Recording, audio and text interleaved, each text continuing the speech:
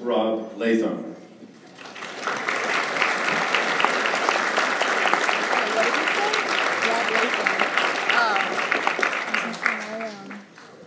I was delighted, but also I have to admit a little trepidatious when I was asked to introduce this year's guest scholar for two reasons.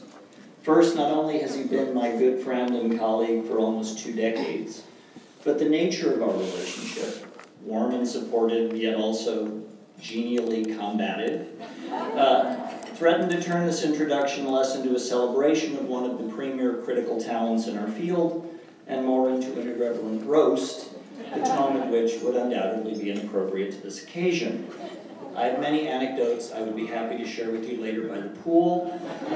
Some of them would compete, I think, with the fantastic smut panel that Donald just mentioned.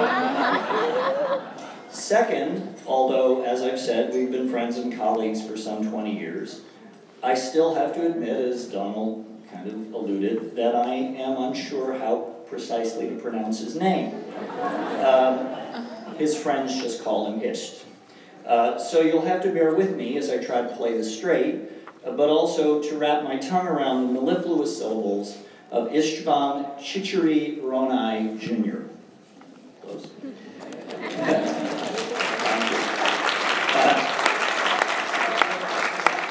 My first encounter with Istvan's work was when I was a grad student in the early 90s, and I read his contributions to a special postmodernism issue of Science Fiction Studies. His essay on the SF of theory argued brilliantly for the emergence of a new genre of critical writing, of which Jean Baudrillard and Donna Haraway provided signal examples, that converged with the styles and concerns of SF literature. And his review article in the same issue tracked this thesis through several major works of postmodern literary and cultural theory. I well remember the intellectual excitement of reading this issue, with Istvan's 2 pieces standing out as beacons of what seemed to be a new wave in SF scholarship, a preeminence cemented when his SF of Theory received the Pioneer Award for Best Critical Article from the Science Fiction Research Association. I can testify not only from my own experience, but also from speaking with numerous grad students and junior scholars at the time, that Istvan's work galvanized them with a fresh conviction that the study of SF could be both intellectually rigorous and engaged with important contemporary issues in academic, artistic, and socio-political life. Other than engaging questions of postmodernism, Istvan's early scholarly work focused principally on the subgenre of cyberpunk and the fiction of Stanislaw Lem and Arkady Boris Strugatsky. His essay, Cyberpunk and New Romanticism, which has been anthologized multiple times, originally appeared in a special cyberpunk issue of Mississippi Review, is a cornerstone study, one of the most sophisticated and influential investigations of cyberpunk as a literary and cultural phenomenon. Cyberpunk, with its embrace of an emergent digital culture and cyborg consciousness, served for Istvan as a key expression of postmodernity, and he offered pointed and provocative diagnoses of its literary and political strengths and weaknesses as a movement. In subsequent essays on the fiction of William Gibson, Istvan expanded upon and complexified the insights of his original path-charting article. Reams have been published on cyberpunk over the past 3 decades, much of this material quite important, but Istvan's work is without doubt the most intellectually demanding and rewarding. His scholarship on Lem and the Strugatskys has been equally influential, showing a major contribution, a commitment to international SF, a commitment confirmed by his editing of special issues of SF studies on Japanese SF, on the British boom, on post-Soviet SF, and other topics. Istvan's essay on Lem's complex depictions of alien-human communication, modeling the chaos sphere, was featured in a major anthology canvassing intersections between science and literature, and other articles have appeared in various venues in English, German, and Polish, the main languages in which Lem's work has received extensive critical treatment. Istvan has also translated several of Lem's essays for publication, thus making available for an English language audience the arguments and opinions of one of the world's most important SF voices. Istvan's contributions to SF scholarship have thus been not only crucial, but admirably multifarious. Indeed, his status as the current SF scholar with perhaps the most expansive global focus was confirmed by his essays Disimagined Communities Science Fiction and the Future of Nations, the capstone chapter in the agenda-setting anthology Edging into the Future, and his SFS article Science Fiction and Empire, both of which develop rich theoretical and historical models for analyzing SF in terms of nationalist imperatives and imperialist discourses. Istvan's major contribution to the field, however, was his 2008 book, The Seven Beauties of Science Fiction, which seeks at once to reassess the critical legacy of Darko Subin and to apply to SF some of the central concepts, such as the grotesque and sublime, that have been deployed in the study of canonical art and literature. His chapter on the grotesque, for example, brilliantly extrapolates existing scholarship in order to grasp the narrative dynamics of SF that depicts radical forms of otherness. What is perhaps most astonishing about this erudite and provocative chapter is its scope, its rich coverage of an enormous range of texts, from American pulp SF to Lem Solaris to the fiction of China Mieville, the films of David Cronenberg, and the Alien series, a synopticism evidenced throughout the volume, in fact. As usual, Istvan's lively and searching intelligence animates every text and topic it shines upon. Indeed, he consistently writes with flair and true moral engagement, qualities often, alas, lacking in academic prose. To read his work is to participate in a conversation about crucial issues, most centrally the fate of the humanities and of humanistic scholarship in a technologically intensive world.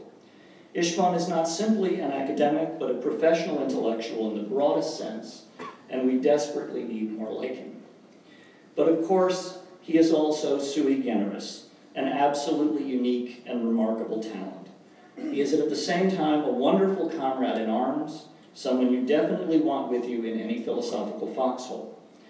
I am proud and humbled to have fought on the front lines with him, and though I have no medal to confer on him today, I'm immensely pleased to present him to you as the 2014 ICFA Guest Scholar. Please join me in welcoming and celebrating Istvan Csicsery-Ronay, Jr.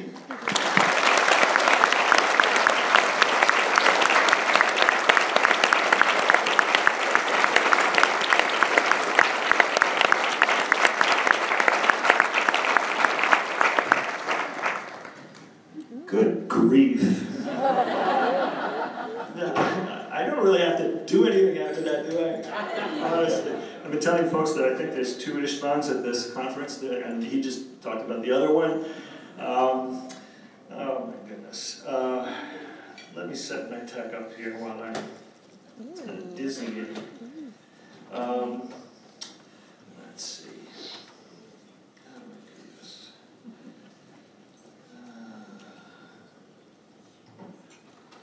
How do I do this? Here we go. Here we go. God. Yeah, I'm just going to leave that up there so you have something to look at while this goes on. I'll meet up with that later. Well, I'm totally thrilled and incredibly daunted. Talking to a crowd like this is really like Colosseum Rock or something.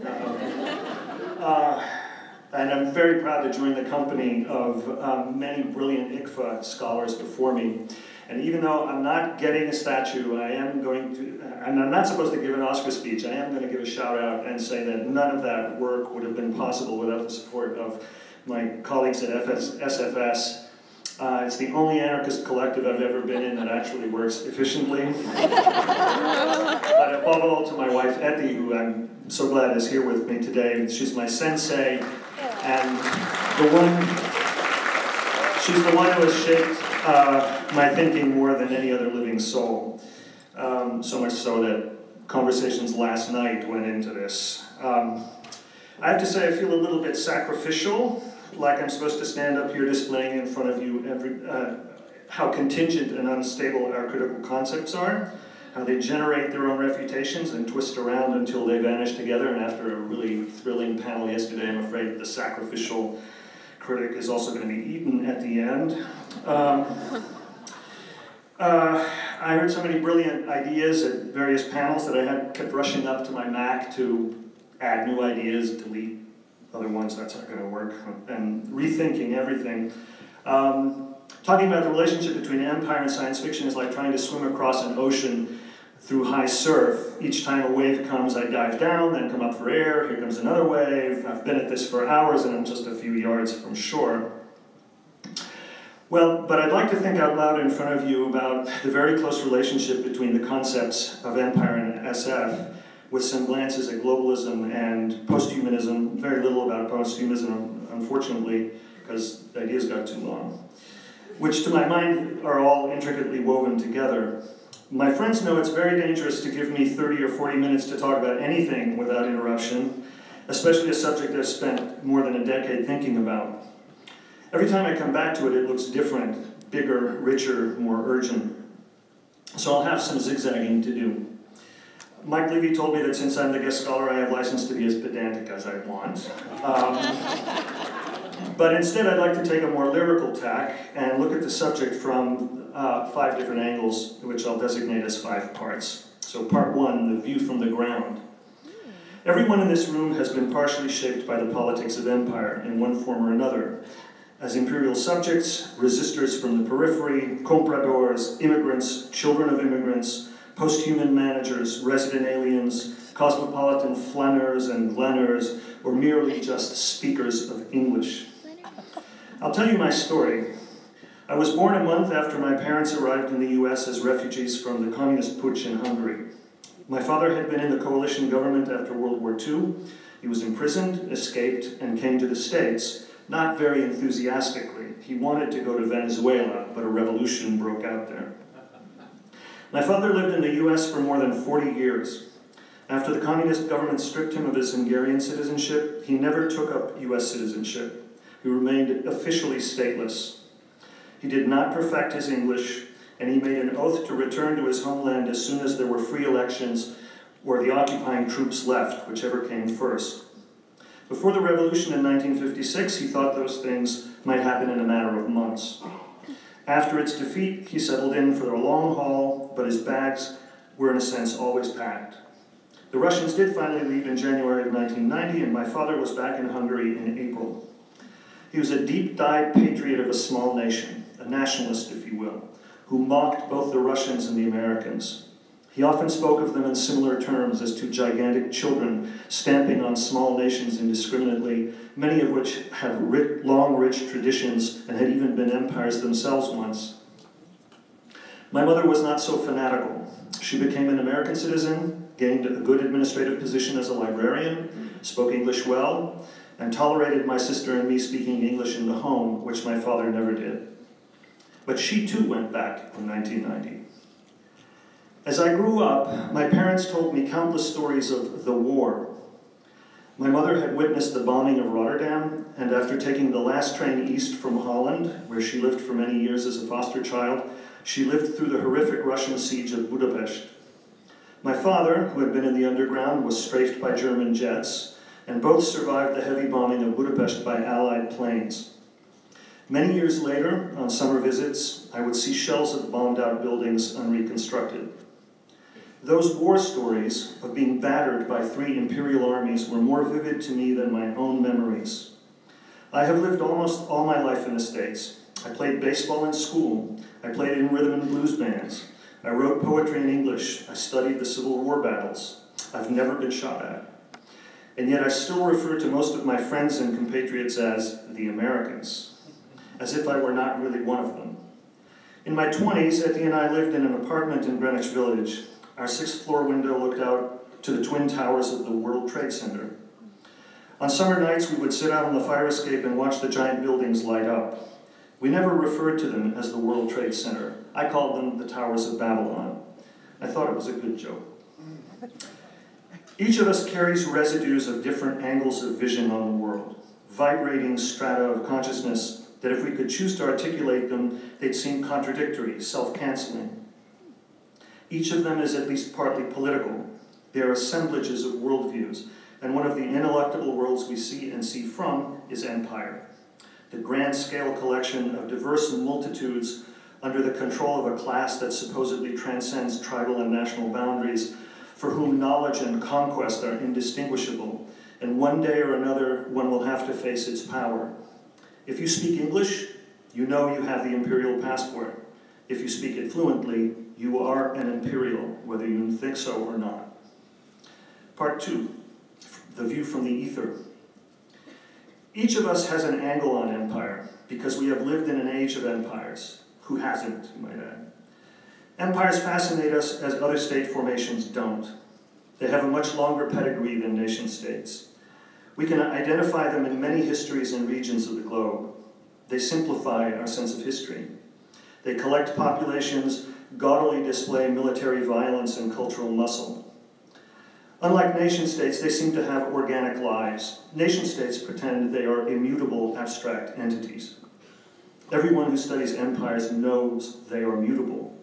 They rise and expand robustly, reach plateaus, and then decline with entertaining displays of moral and cultural decay.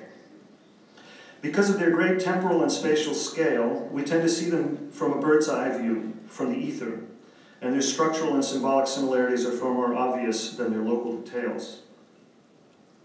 There's a boom field at the moment in comparative empire studies. Scholars establish the basic contours, supposedly, of all empires, the form of a wheel, with a hub and many spokes, but no rim. In other words, a metropolitan core and the outlying dependencies are all connected to the center by increasingly efficient communication and transportation systems. The dependencies do not interact much. When they do, the core's government and language are there to mediate and dilute. At its most robust, the peripheries communicate and exchange goods directly with the core, taking on its institutions, its language of culture and administration, its cultural practices, and endure its violent discipline. The metropoles, in turn, attract people from all the spokes. They create an atmosphere of more or less tolerance, the cultivation of knowledge for the furtherance of power, and sometimes even versions of gender and racial equality side by side with completely organized servitude. Then comes the inevitable decline, the center cannot hold, peripheries revolt, factionalism and fanaticism erupt, infrastructure decays, external enemies penetrate, peripheral customs become much more interesting than the core. This is history on a blockbuster scale, widescreen Baroque melodrama, to use Chris Palmer's phrase about space opera. Much of our discourse about empires in democratic, modernizing societies has been correspondingly moralizing and even triumphalist. Empires are evil. Emperors go off the rails with absolute power because Caligula, Genghis Khan, Napoleon, Hitler. Alternatively, we use the models from the 1960s and 70s, anti-imperialist movements, the rejection of both US and Soviet hegemony. But of course, not all empires of the past were so autocratic or even so politically centralized.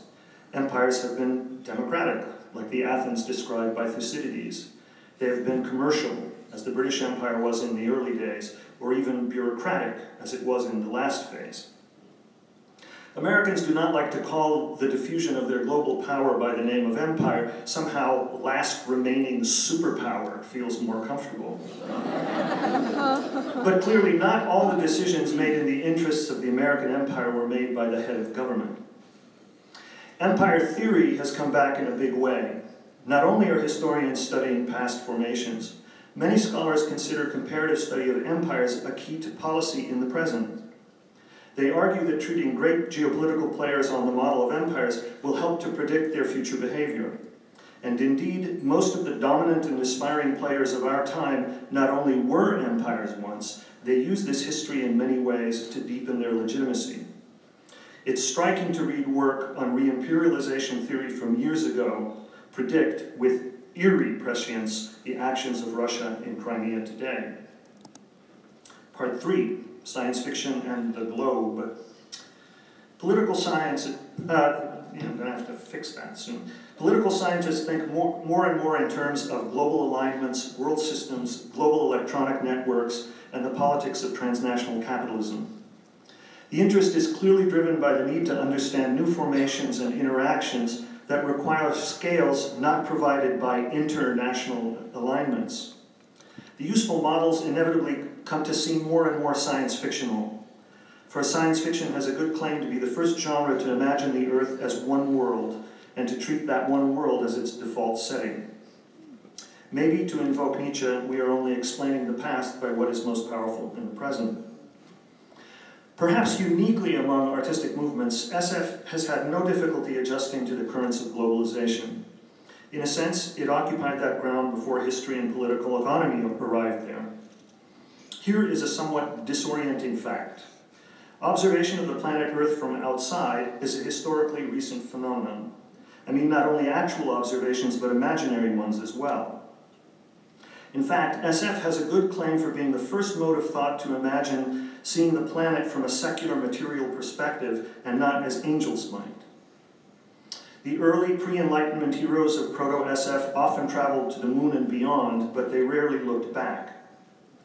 The earliest versions of this extraterrestrialist perspective on the Earth were probably Fontenelle's Entretien sur la pluralité des mondes in 1686, and especially Voltaire's Micromégas in 1752.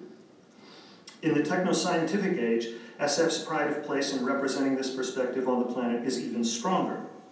Here are two of the first passages describing the Earth seen as an object of a scientific, materialist, extraterrestrial gaze. I've got to go back and fix this. I don't know what I pushed. Let's see. Previous.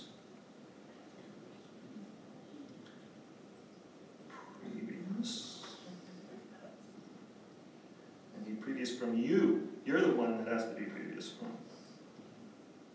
Miss with it. Okay, wonderful. The first is from Jules Verne's Around the Moon, published in 1870. The team of lunar explorers observe the curve of the Earth through a porthole as it wanes toward the new. They see only a thin crescent of light. Most of the planet is obscured in night. After a round of detailed astronomical explanations, of course it's Verne, the narrator closes with a cosmic view. This was all they saw of the globe lost in darkness, an inferior star of the solar world, which for the grand planets rises or sets as a simple morning or evening star. Imperceptible point in space, it was now only a fugitive crescent, this globe where they had left all their affection. The other passage is much shorter, but has had greater effect. They're the opening lines of H.G. Wells's The War of the Worlds, published in 1898. No one would have believed in the last years of the 19th century, say this with me, that this world was being watched keenly and closely by intelligences greater than man's, and yet as mortal as his own. That as men busied themselves about their various concerns, they were scrutinized and studied, perhaps almost as narrowly as a man with a microscope might scrutinize the transient creatures that swarm and multiply in a drop of water. Such off-world gazes don't abound in either author's work, but they are potent. In Verne's major work, yet to come, it will become the cartographic globe that European powers are in the process of consolidating under their imperial science. Wells's single sentence, by contrast, introduces what we might call the vortical, probing, reflective perspective on the planet, not as an object of humanity's scientific gaze, but of another intelligence's, an intelligent, imperialistic, like our own, in fact so similar that the narrator compares it to the European settlers who wiped out the Tasmanian Aborigines, but on a greater scale. All of terrestrial humanity is inseparable from the whole planet in these alien outsiders' eyes. It and we are small, vulnerable, exploitable, and as it also turns out, volatile and unpredictable.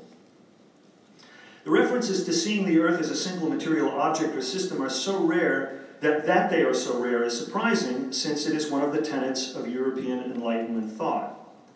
Gains in scientific knowledge and technology that allowed European societies the power to collect parts of the world and populations under their hegemony, these were in effect producing the prospect of the one world, a planet governed by the unifying universal principle of enlightened progress and modernization. The concept of the universum was adopted from ecclesiastical hegemony and carried with it a distinctly non-materialist reference to the centrality of humanity in the cosmos. With the post-Copernican Enlightenment thinkers, it reduced in focus to the Earth, but it is an Earth expanding from within by its future prospects of intellectual liberation for the entire human species and unlimited communication and material development. My paper here says, insert quote from Kant here, but I won't. This drive to utopian universalism met with resistance in the colonized lands, of course, but also in Europe itself by the Romantic Counter-Enlightenment. Philosophers like Herder affirmed strongly that the highest value was in appreciation of cultural differences. In a sense, nevertheless, the battle was already lost.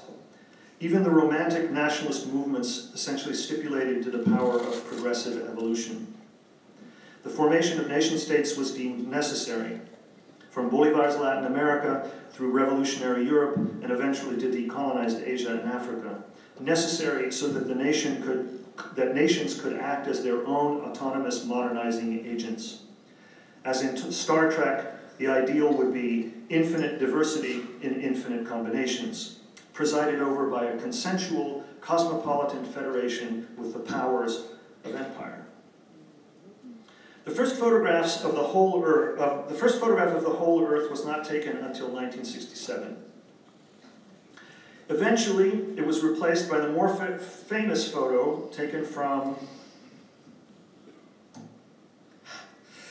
Apollo 17 in 1972, known affectionately as the Blue Marble. This image had an almost immediate psychological effect throughout the world, becoming the poster icon for transnational ecological and care movements.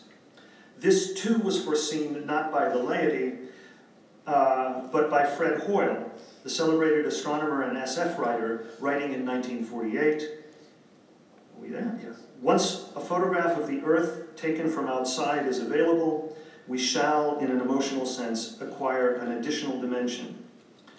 Once let the sheer isolation of the Earth become plain to every man, whatever his nationality or creed, and a new idea as powerful as any in history will be let loose.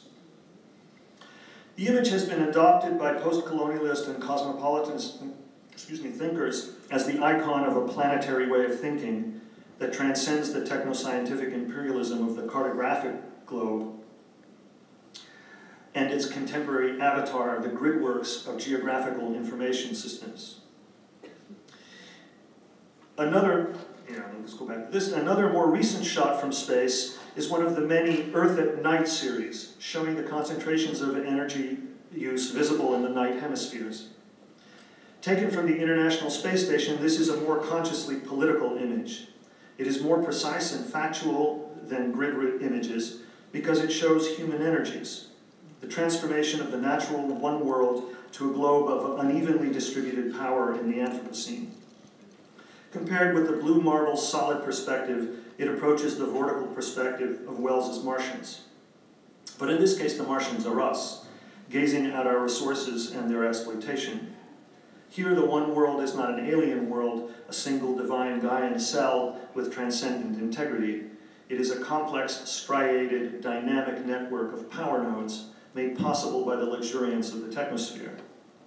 Indeed, these are the images of the world as a global technosphere, the position of near extraterrestriality, the space station's eye view. The social historian Benedict Anderson has argued that the realistic novel had a central role in the creation of modern national consciousness. These forms of public discourse became vehicles of national unification. Audiences were collected and oriented toward a metropolitan bourgeois perspective while reading the dialects that were to become official national languages. Novels and newspapers were essentially the vehicles of international modernization, on each nation's own terms, supposedly, preempting its colonial exploitation by the great powers. In my view, science fiction took on a similar role in the second accelerated hyper-technological phase of European imperialism. SF emerged strong after the catastrophes of World War I by addressing a new elite, not the traditional ruling castes, nor the merchant adventurers. It spoke to aspiring engineers, scientists, and technicians, many of them immigrants to the metropoles, many of them with no great allegiance to traditional systems of education and cultural privilege. Science, in the 1920s, became the institution that could redeem the miserable failures of national projects. It is striking, especially after the technological barbarism of World War I, how much quasi-religious fervor went into visions of technoscientific salvation in Europe and the US. Throughout the 20th century, science fiction has been the main carrier of techno-imperial dreaming, as well as its main vehicle for critique. Throughout the genre's career, we see imperial narratives of human expansionism, wars between civilizations, encounters with alien cultures. We see stories of ethical resistance to high-tech evil, and enormous ambivalence about the conflict between cultures. We see galactic federations, hegemonies, cultures, united planets, intergalactic commercial alliances. We see grand utopian visions of violence redeemed by astronomical harmony achieved. We see almost as many slave planets and resistance movements. We see cosmopolitan affinity groups. We almost never see nations or democracies. In other words, we see displacements of imperial politics and globalization before the letter. Part 4, the science fiction, the art of empire. In political terms, to imagine the world as a single political entity is imperial thinking. John Reeder has definitively traced the way the genre of SF emerged from the colonial enterprises of the European great powers. What I'd like to add is how the colonial and imperialist competitions were propelled by a technological momentum. Once the dust settled after World War I, one of the most powerful geopolitical forces was technological innovation. Without advanced technologies, a nation had no hope of survival. Politics had become technological. This ascension of technology to global power, irrespective of ideological differences, as long as they did not hinder its development, led to the emergence of technocracies, to transnational communication networks, transnational institutions, and ultimately to a transnational capitalist class. This is the techno-scientific empire in whose belly we dwell today, right here. Paradoxically, dialectically, maybe necessarily, this utopian convergence is the pretext for a volatility on a scale never seen before on Earth. Boundary breakdowns do not go only in one direction. Extinction goes alongside hybridity, catastrophe goes alongside fluidity. The speed of the network circulation surpasses human regulation, and so creates the indeterminate vertigo of capitalism's ultimate dream, what Hart and Negri call omnicrisis. Each new crisis is an opportunity for what neocons like to call creative destruction, as if they had unleashed Lord Shiva for their own benefit. We might think it's inappropriate to call such a vertiginous global network dominated by a small class of oligarchs and technicians as an empire, but the class would not. Here is an ad famous in the public relations world for the company Computer Associates titled Empire. And I have to do a little bit of, there's another night world. I have to do this, and then go here, then go here. Today, our nation is great, far greater than it has ever been.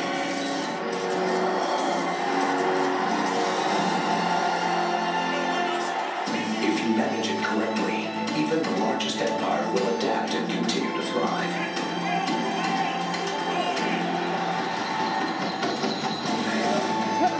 Our software has had more companies evolve their infrastructure into e-business than anyone else on Earth. Hello tomorrow, we are Computer Associates. The software that manages e-business.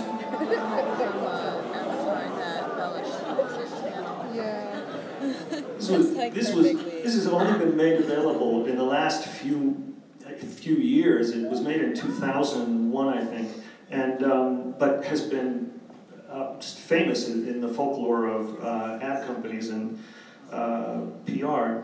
So with allusions to Roman, British, and Wall Street empires, visual motifs from Gibson's East Asian cities, colonial Mumbai, Blade Runner's LA, a bodyguard version of Morpheus, paparazzi flashes in the Colosseum, a bridge from Rome to Manhattan, and helicopters, capturing David Harvey's notion of neoliberalism's space-time compression. The ad fills it with the explicit signs of transnational, trans-temporal imperial rule.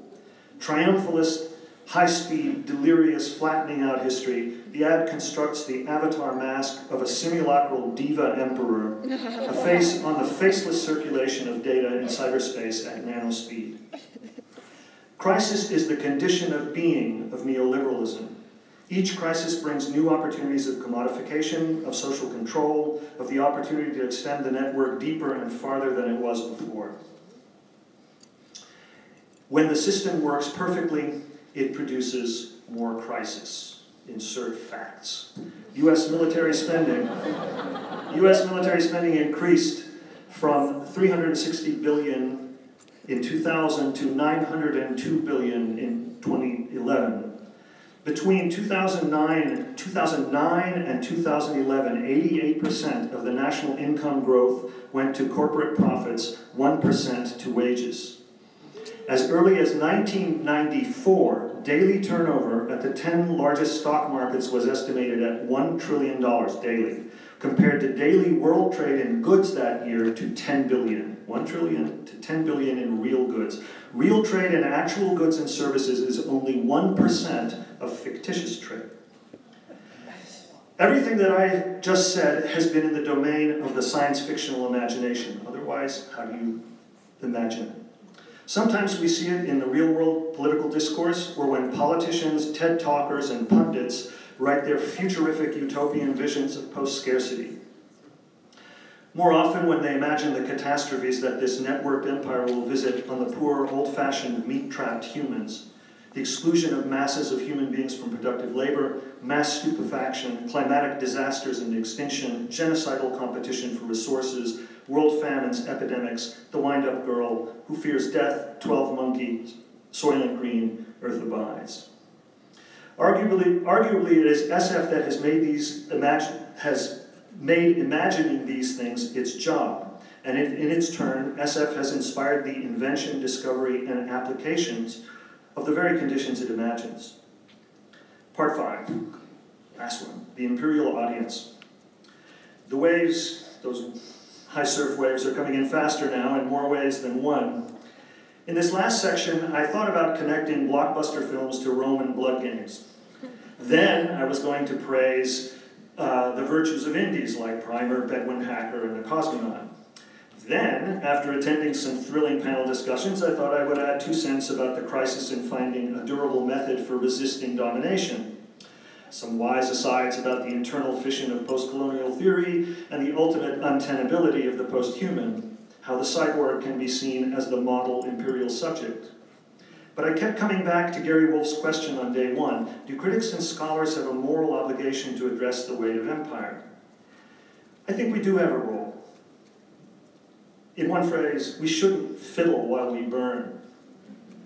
The empire of neoliberal finance capitalism is not like any other. It has extended far beyond any previous regime and to places once thought unimaginable. It is fast reaching the ecological limits of the earth and wiping out species, food, and people at an accelerating rate. The magnitude of the means of violence and control at its disposal is unprecedented. The means of consciousness production are concentrated in the hands of a very few oligarchs. It is reaching the limits of its external expansion and turning increasingly toward the direct penetration of human minds. More than half the world's population, maybe more, is being excluded from productive labor, subjected to what William Robinson calls the mortal cycle of dispossession, exploitation, exclusion. No sovereignty has jurisdiction or power to limit it. One could go on. In the face of this empire, it is not our self-definition that is at stake, or even our identities, but our existence. So, to answer Gary's question, I would say, to the critics, know the sitch, tell the truth, don't get distracted, and stay awake. And for the writers, be the unacknowledged legislators you're supposed to be. Imagine the resistance for us. Imagine some way out of here. Thank you.